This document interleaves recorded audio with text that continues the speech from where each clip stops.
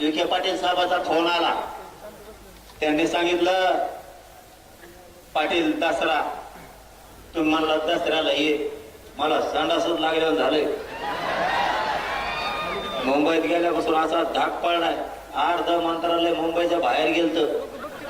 म्या बळद बळद बळद धाडस लावून कॅबिनेटदारच्या हातात हे आणि त्यो ज्या कॅबिनेटना काढलेला.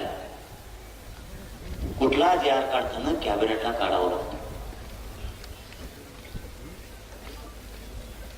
आणि एखाद्या जर उपसमितीने काढला, उपसमितीला अधिकार आहे का नाही काढायचा हेही बघावं लागतं.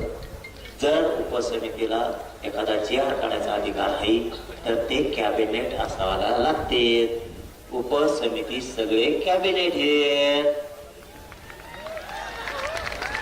त्यामुळं विखे पाटील साहेबांनी सांगितलं, पाटील गावागावातल्या समित्या नियमांच्या राहिल्या, थोडं शिबिर पण घ्यायचे राहिले, त्यांना सविस्तर सांगायचं, काही अधिकाऱ्याच्या लक्षात येत काहीच येत नाही.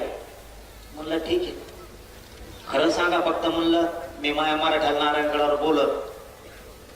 ते म्हणले फक्त अतिवृष्टी JR प्रमाण मराठ्यांना आरक्षण दिलं जाईल. ठीक आहे म्हणलं, मग म्हणू का मीडियात? ते म्हणले मान.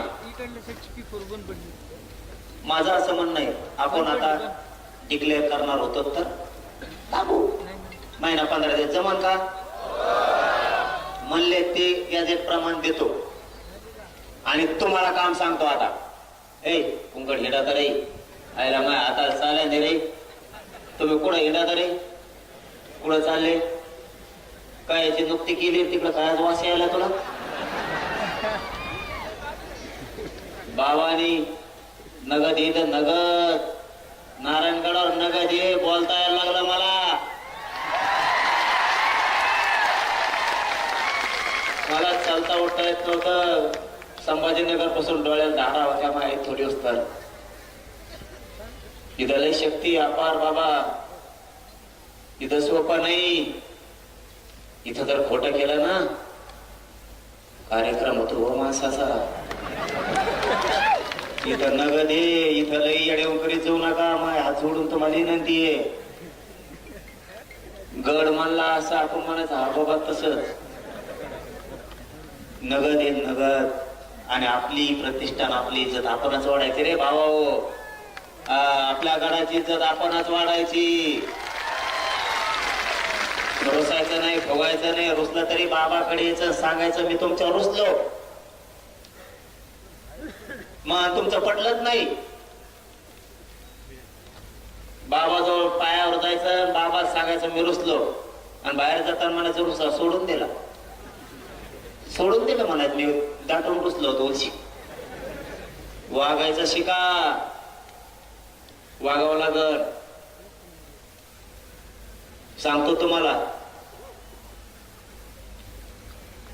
गॅजेटियर प्रमाणे द्यायला तयार आहे असं त्यांनी सांगितलं. पण तुम्हाला एक काम सांगतो, तेवढं का. महाराष्ट्रात सारखे आडनाव असणारे लोक,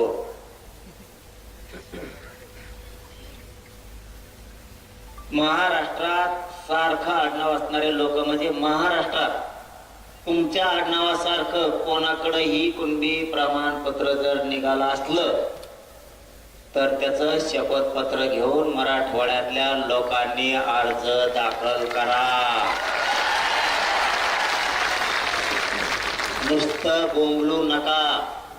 आरक्षण नाही आरक्षण नाही, काम करा. पुन्हा एकदा सांगतो, नीट देण द्या.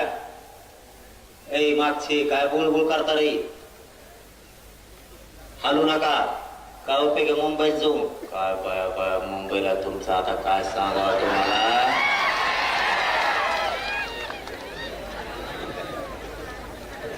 तुमच्या सारखं आडनाव असणारे ज्याच्याकडे कुणबी प्रमाणपत्र